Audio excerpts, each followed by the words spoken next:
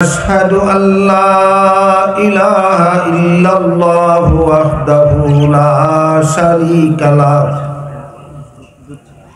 ونشهد أن سيدنا ونبينا ومولانا محمدا عبده ورسوله صلى الله تعالى عليه وعلى آله وأصحابه وبارك وسلم أما بعد فأعوذ بالله من الشيطان الرجيم بسم الله الرحمن الرحيم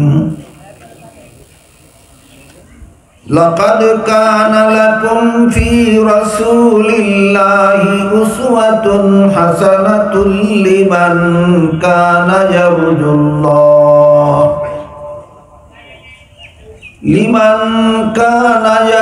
الله واليوم الآخر وذكر الله كثيرا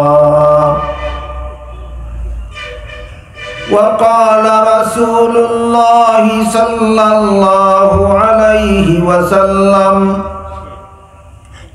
لا يؤمن أحدكم حتى يكون هواه تبعا لما جئت به أو كما قال عليه الصلاة والسلام حضرات উলামায়ে কেরাম শরীয়তপুর জেলা জমিয়ত উলামা ইসলাম বাংলাদেশ শাখার নেতা কর্মী বৃন্দ ও উপস্থিত সর্বস্তরের মুসলমান ভাইয়েরা আমার,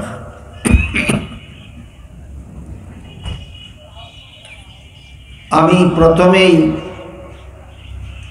জমিয়ত উলামা ইসলাম বাংলাদেশের শুকরিয়া আদায় করি এজন্য যে তাদের আয়োজিত এই সিরাত সম্মেলনে আমাকে বক্তব্য রাখার সুযোগ দান করেছে।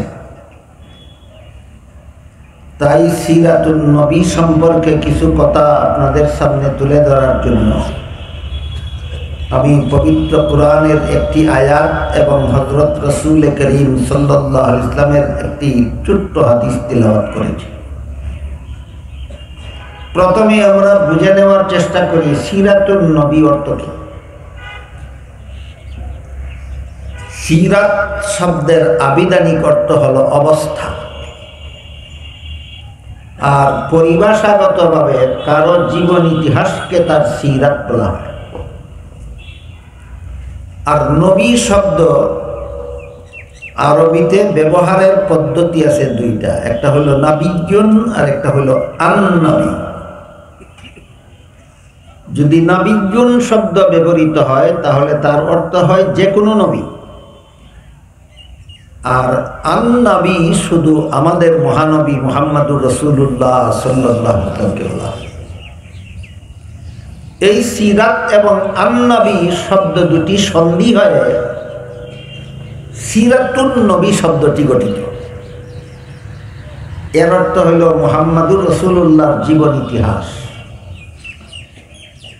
তাই সিরাতুন নবী অর্থ আমাদের নবী মুহাম্মদুর রাসূলুল্লাহ সাল্লাল্লাহু আলাইহি ওয়াসাল্লামের জীবন ইতিহাস।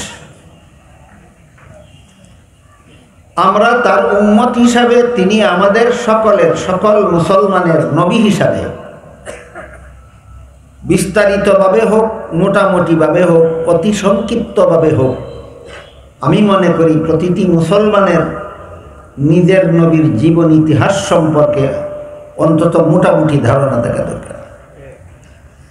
এই বিষয়টাই আমি আপনাদের সামনে সংক্ষিপ্ত আকারে তুলে ধরতে চাই। এই পৃথিবীতে আমাদের নবীর জীবন ইতিহাস হলো 63 বছর। 63 বছর আগে 1 রবিউল আউয়াল মাসে জন্মগ্রহণ করে তিনি এখানে শুভাগমন করেছিলেন। আবার 63 বছর পরে আরেক রবিউল আউয়াল মাসে তিনি এখান থেকে বিদায় গ্রহণ করেছেন। আগমন এবং প্রস্থান এর মধ্যবর্তী 63 বৎসরের জীবন ইতিহাসকেই আমাদের নবীর সিরাতুন নবী বলা হয়।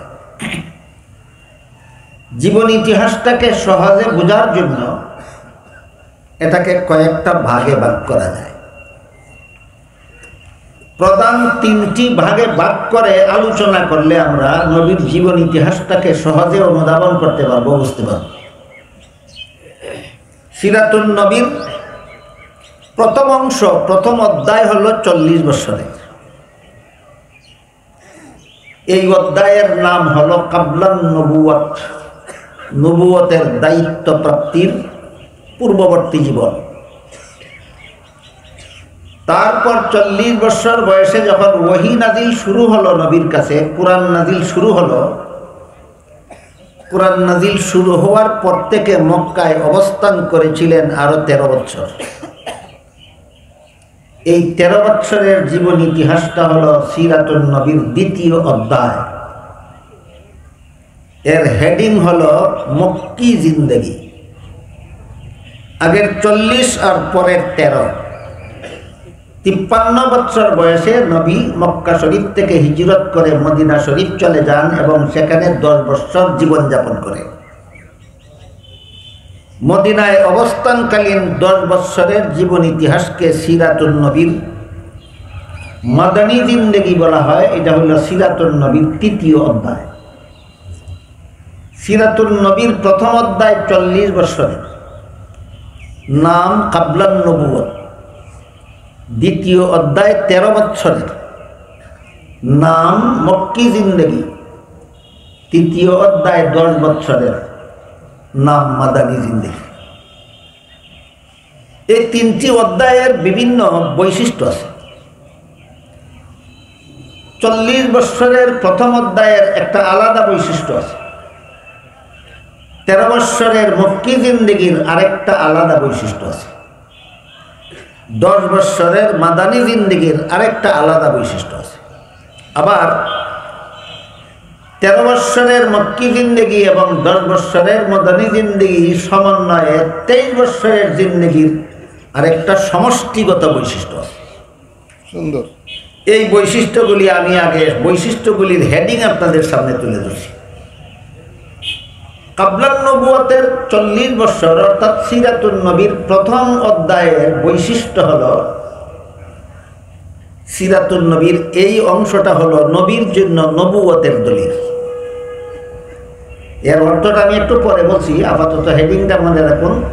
সিরাতুন নবীর প্রথম অধ্যায় 40 বছরের, এর বৈশিষ্ট্য হলো নবীর জন্য নবুয়তের দলিল। আর দ্বিতীয় অধ্যায় এবং তৃতীয় অধ্যায়ের সমষ্টি হলো 23 বছরের, এর বৈশিষ্ট্য হলো উম্মতের জন্য শরীয়তের দলিল। ওহী নাজিল শুরু হওয়ার পূর্ববর্তী 40 বছরের জীবন ইতিহাসের বৈশিষ্ট্য নবীর জন্য নবুয়তের দলিল। ওহী নাজিল শুরু হওয়ার পরবর্তী 23 বছরের সিরাতুন নবীর বৈশিষ্ট্য উম্মতের জন্য শরীয়তের দলিল। এবার নবীর জন্য নবুয়তের দলিল বলতে কি বোঝায় আর উম্মতের জন্য শরীয়তের দলিল বলতে কি বোঝায় একটু খোলাসা করে আমরা বোঝার চেষ্টা করি। জন্মের পর থেকে কুরআন নাজিল শুরু হওয়ার পূর্ব পর্যন্ত রাসূল করিম সাল্লাল্লাহু আলাইহি ওয়াসাল্লাম এই 40 বছরের জীবন ইতিহাসে দুনিয়ার মানুষকে কলেমার দাওয়াত দেননি, ইসলামের দাওয়াত দেননি, নামাজ রোজা ইবাদত বন্দেগী করার কথা বলেননি। শুধু সমাজে বসবাস করেছেন সমাজের লোকদের সাথে। এই বসবাসের মাধ্যমে তার জন্ম থেকে নিয়ে ওহী নাজিল হওয়ার পূর্ববর্তী সময় পর্যন্ত এই দীর্ঘদিনে আল্লাহ পাক রব্বুল আলামিন তার জীবন ইতিহাসের দ্বারা সমাজবাসীর কাছে প্রমাণ করেছেন যে এই জীবনের ঘটনাবলী সুস্পষ্টভাবে প্রমাণ করে তিনি আল্লাহর নবী। এই জন্য সিরাতুন নবীর 40 বছরের প্রথম অধ্যায় হলো নবীর জন্য নবুয়তের দলিল। যেমন দুই একটি উদাহরণ দিচ্ছি। রাসূল করিম সাল্লাল্লাহু আলাইহি ওয়াসাল্লাম যে মুহূর্তে ভূমিষ্ঠ হয়েছিলেন ভূমিষ্ঠ হওয়ার ঘটনাটা কোন অধ্যায়ের? প্রথম অধ্যায়, 40 বছরের প্রথম অধ্যায়। তিনি যেই মুহূর্তে ভূমিষ্ঠ হয়েছিলেন সেই মুহূর্তে মক্কার কুরাইশ বংশের মূর্তি পূজারীরা যে সমস্ত মূর্তিদেরকে কাবাঘরের ভিতরে দাঁড় করিয়ে রেখেছিল, ওই সমস্ত মূর্তিরা পর্যন্ত আল্লাহর দরবারে সেজদায় লুটিয়ে পড়েছিল। একজন লোক জন্ম হওয়া উপলক্ষে মূর্তি পূজারীদের মূর্তিরাও সম্মিলিতভাবে আল্লাহকে সেজদা করা, এটা কি কোনো উম্মতের পক্ষে সম্ভব না একমাত্র নবীর পক্ষে সম্ভব? তাহলে ঘটনাটা কার জন্য, কিসের দলিল হলো? নবীর জন্য, নবুয়তের দলিল। রাসূল করিম সাল্লাল্লাহু আলাইহি ওয়াসাল্লাম শিশুকালেও উলঙ্গ হননি। বলুন, শিশুকালে উলঙ্গ না হওয়া কি কোনো উম্মতের পক্ষে সম্ভব, না শুধুমাত্র নবীর পক্ষে সম্ভব? তাহলে এই ঘটনাটা কার জন্য, কিসের দলিল? নবীর জন্য, নবুয়তের দলিল। যদি উম্মতের জন্য শরীয়তের দলিল হতো, তাহলে উম্মত শিশুকালে উলঙ্গ হলে গুনাহ হতো। যেহেতু এটা আমাদের জন্য শরীয়তের দলিল নয়, এটা নবীর জন্য নবুয়তের দলিল, এই জন্য আমরা শিশুকালে উলঙ্গ হলে গুনাহ হয় না। নবী শিশুকালে উলঙ্গ হননি, আমি উলঙ্গ না হলে গুনাহ হয় না কেন? কারণ নবীর শিশুকালে উলঙ্গ না হওয়া এটা আমার জন্য শরীয়তের দলিল নয়, এটা নবীর জন্য নবুয়তের দলিল। বিষয়টা বোঝাতে পারলাম? এমনিভাবে রাসূল করিম সাল্লাল্লাহু আলাইহি ওয়াসাল্লামের গর্ভধারিণী মায়ের নাম ছিল আমেনা। আমেনার গর্ভ থেকে ভূমিষ্ঠ হলেও দুধ পান করেছিলেন দুধমা হালিমা। আমাদের নবীর গর্ভধারিণী মায়ের নাম আমেনা, আর দুধ পানকারিণী দুধ মায়ের নাম ছিল হালিমা। আপনারা কি মনে করেন হালিমার নিজের কোনো সন্তান না হলে আমেনার সন্তানকে দুধ পান করাতে পারতেন না? হালিমার নিজেরও এক দুধ পানকারী শিশু ছিল, এই জন্য হালিমার নিজের শিশুকেও দুধ পান করাতেন, আমেনার শিশুকেও দুধ পান করাতেন। এমত অবস্থায় হালিমার দুধ পানকারী শিশুর সংখ্যা কজন হল? 2 জন।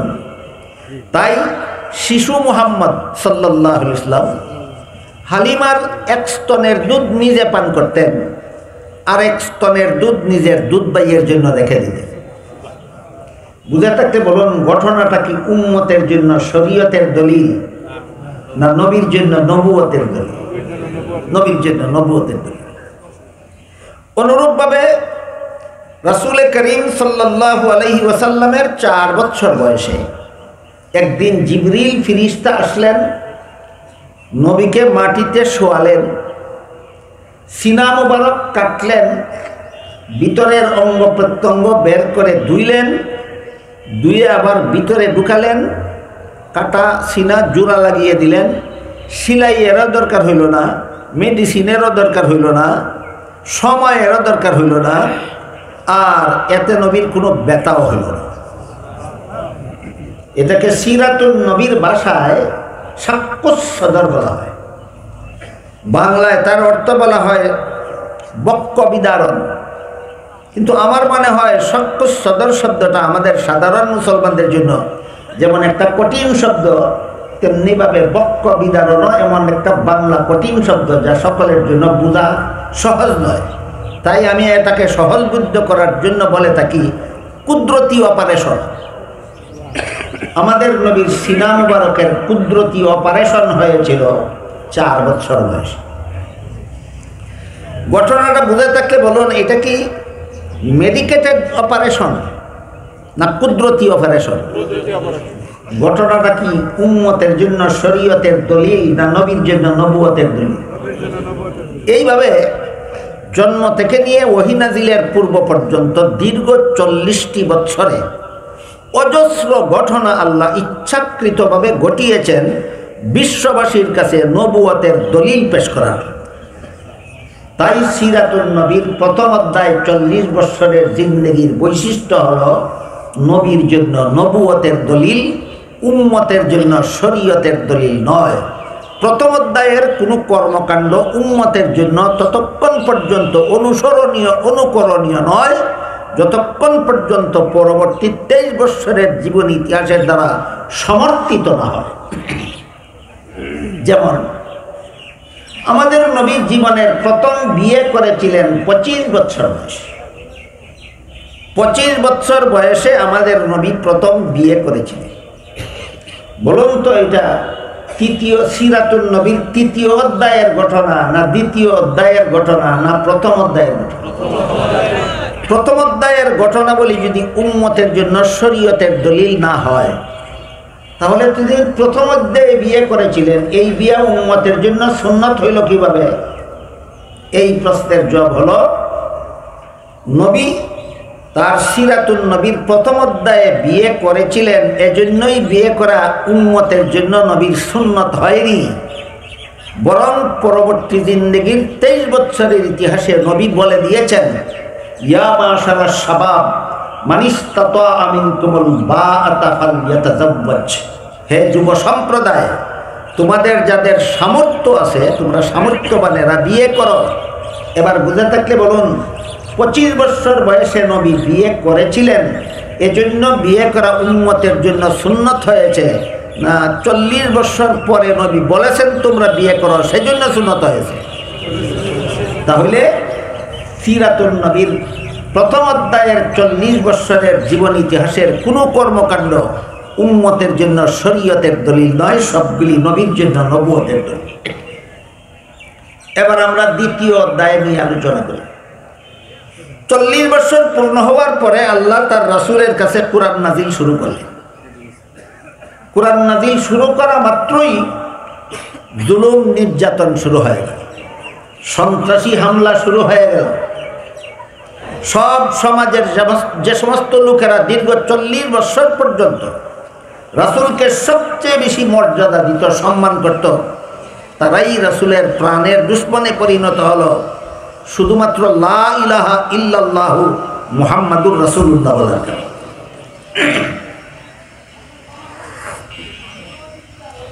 এই দীর্ঘ জুলুম নির্যাতন নীরবে সহ্য করার জন্য আল্লাহর পক্ষ থেকে নির্দেশ ছিল, তারা যতই জুলুম নির্যাতন করুক তোমরা প্রতিশোধ নেবে দূরের কথা, প্রতিবাদ করতেও যাবে না, তাদের বিরুদ্ধে টু শব্দটি করতে যাবে না, তারা একতরফাভাবে নির্যাতন করে যাবে। আর হে নবীর অনুসারী মুসলমানেরা, তোমরা শুধু নীরবে সহ্য করে যাবে। এইটাই ছিল 13 বৎসরের মক্কি জিন্দেগির বৈশিষ্ট্য, সন্ত্রাসীদের হামলা প্রতিবাদ না করে, প্রতিশোধ নিতে না গিয়ে নীরবে সহ্য করা। সিরাতুন নবীর 2য় অধ্যায় 13 বৎসরের মক্কি জিন্দেগি, এর বৈশিষ্ট্য হলো সন্ত্রাসীদের হামলা নীরবে সহ্য করা। অতঃপর আগের 40 আর পরের 13-53 বছর বয়সে রাসূল করিম সাল্লাল্লাহু আলাইহি ওয়াসাল্লাম হিজরত করে মদিনা শরীফ গেলেন। এবার 3য় অধ্যায় শুরু হলো। 3য় অধ্যায়ের শিরোনাম হলো মাদানী জিন্দেগি, মেয়াদকাল 10 বছরের। সেখানে গিয়েই আল্লাহর রাসূল একটা রাষ্ট্র প্রতিষ্ঠা করলেন। মদিনা শরীফে গিয়েই একটা রাষ্ট্র প্রতিষ্ঠা করলেন। বলেন, একটা রাষ্ট্র প্রতিষ্ঠা করে সেই রাষ্ট্র পরিচালনা করা, এটা সিরাতুন নবীর কোন অধ্যায়ের আদর্শ? 3য় অধ্যায়ের আদর্শ। সুতরাং রাষ্ট্রীয় জীবনে যদি কেউ ইসলাম মানে না, তাহলে সেও কি সিরাতুন নবী মানে?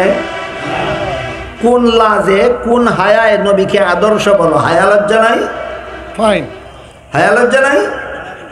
হায়া লজ্জা থাকলে যারা নবীর 10 বৎসরের মাদানী জিন্দেগির বৈশিষ্ট্য মানে না, রাষ্ট্র প্রতিষ্ঠা করা এবং পরিচালনা করা নবীর আদর্শ যারা মানে না, এদের মুখে নবীকে আদর্শ বলা শোভা পায় না। এরা লাজুক নয়, এরা নির্লজ্জ, বেহায়া। মদিনা শরীফে গিয়েই রাসূল একটা রাষ্ট্র প্রতিষ্ঠা করলেন।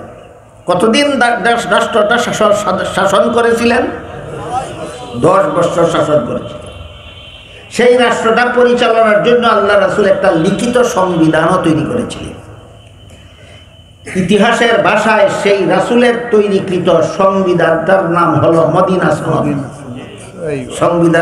সংবিধানের নাম ছিল মদিনা সনদ। মদিনা সনদের কতগুলি ধারা উপধারার কথা আমি আপনাদের বলি, যাতে আপনারা যারা ইসলামী রাষ্ট্র প্রতিষ্ঠার স্বপ্ন দেখেন, আপনারা যেন এখান থেকে শিক্ষণীয় কিছু গ্রহণ করতে পারেন।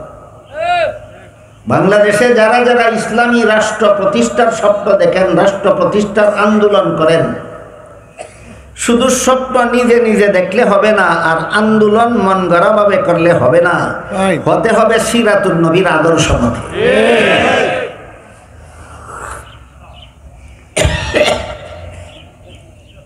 সেই মদিনা সনদে যে সমস্ত ধারা উপধারা আল্লাহর রসুল সংযুক্ত করেছিলেন, এর মধ্যে একটা ধারায় উল্লেখ ছিল, এই রাষ্ট্রে বসবাসকারী মুসলমানেরা যেমনভাবে তাদের ইসলাম ধর্ম পালনে স্বাধীন, ঠিক তেমনিভাবে এই রাষ্ট্রে বসবাসকারী অমুসলমানেরাও তাদের ধর্ম পালনে স্বাধীন। সুতরাং একটা রাষ্ট্রে বসবাসকারী সকল ধর্মাবলম্বী আপন আপন ধর্ম পালনের স্বাধীনতা লাভের জন্য, স্বাধীনতা লাভ করার জন্য ধর্ম নিরপেক্ষতার নামে মন গড়া কোনো মতবাদের দরকার আছে না? ইসলামের মদিনা সনদ যথেষ্ট। তোমার নবী যদি তোমার আদর্শ হয়ে থাকেন, তাহলে তুমি বলবা মদিনা সনদে স্বীকৃত সকল ধর্মাবলম্বীর আপন আপন ধর্ম পালনের স্বাধীনতা। তুমি মদিনা সনদের নাম না বলে ধর্ম নিরপেক্ষতা বলো কেন? আসলেই তুমি ইসলামের পরিভাষা তোমার পছন্দসই নয়।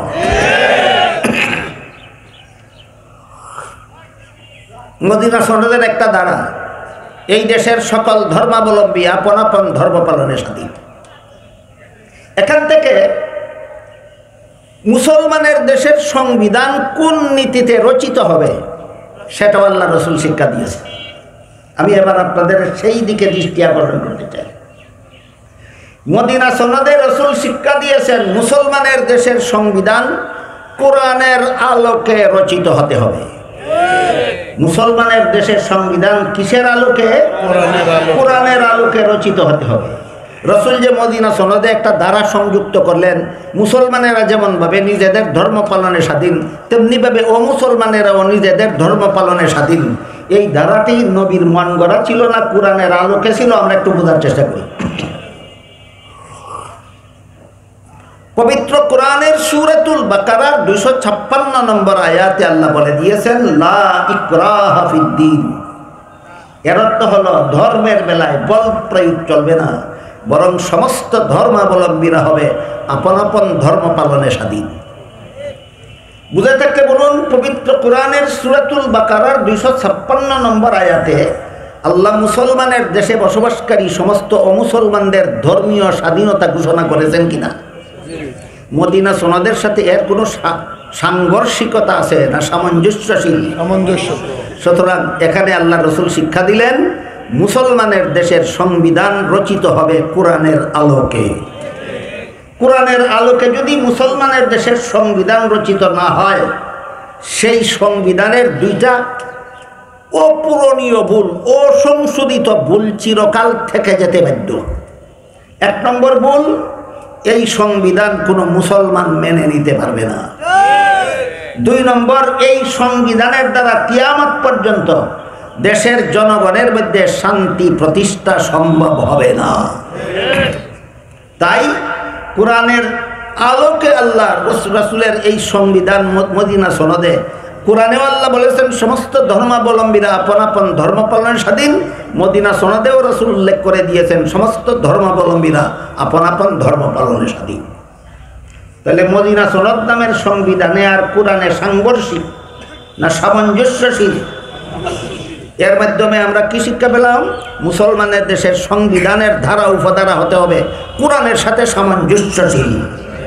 মুসলমানের দেশের সংবিধানের ধারা উপধারা হতে হবে কোরআনের সাথে সামঞ্জস্যশীল।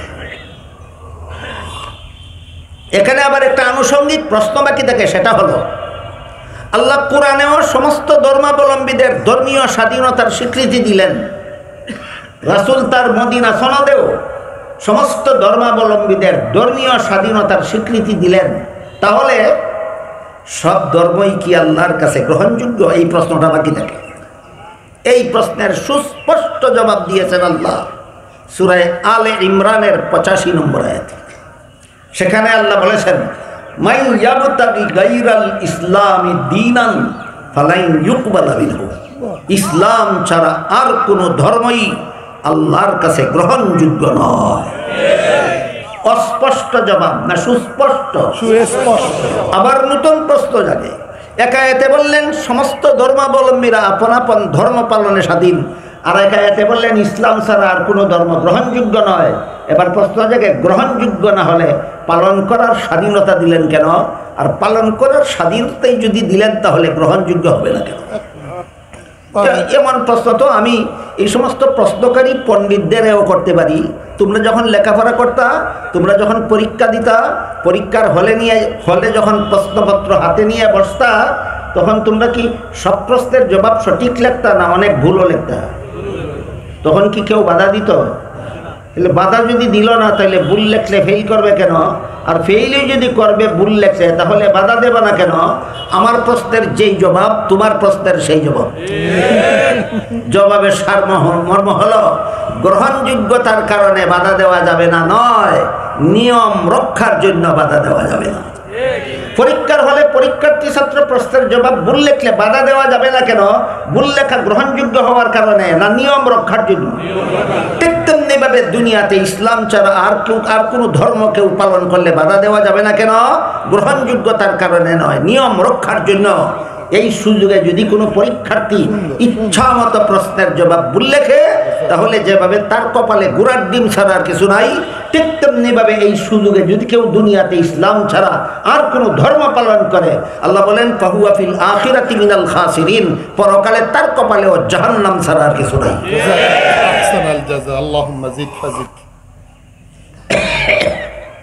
গেল মদিনা সনদের ধর্ম সংক্রান্ত আলোচনা। এখান থেকে আমরা শিখলাম মদিনা সনদ থেকে, সিরাতুন নবীর 3য় অধ্যায় থেকে। সিরাতুন নবীর কত নম্বর অধ্যায় থেকে? সিরাতুন নবীর 3য় অধ্যায় থেকে আমরা শিখলাম মুসলমানের দেশের, বিশেষত মুসলিম সংখ্যাগরিষ্ঠ দেশের সংবিধান হতে হবে কোরআনের আলোকে। কোরআনের আলোকে সংবিধান রচিত না হলে, মানুষের মন গড়া সংবিধান রচিত হলে 2টা পরিণতি ভোগ করতে হবে। একটা হলো কোরআন বিরোধিতার মহাপাপ, একটা হলো কোরআন বিরোধিতার মহাপাপ, আর একটা হলো মানব রচিত সংবিধানের দ্বারা কিয়ামত পর্যন্ত জনগণের শান্তি হবে না।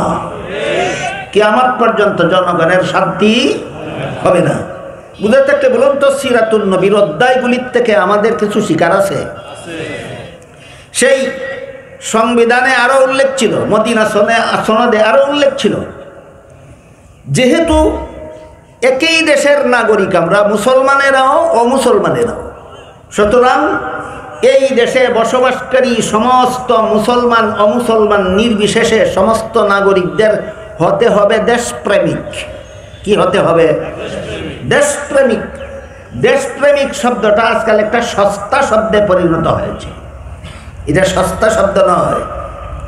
দেশের জন্য সামান্য ক্ষতিকর কোনো কথা, সামান্য ক্ষতিকর কোনো সিদ্ধান্ত, দেশের জন্য সামান্যতম ক্ষতিকর কোনো কার্যকলাপ যে বরদাস্ত করতে পারে না, তার নাম দেশপ্রেমিক। তার নাম দেশপ্রেমিক।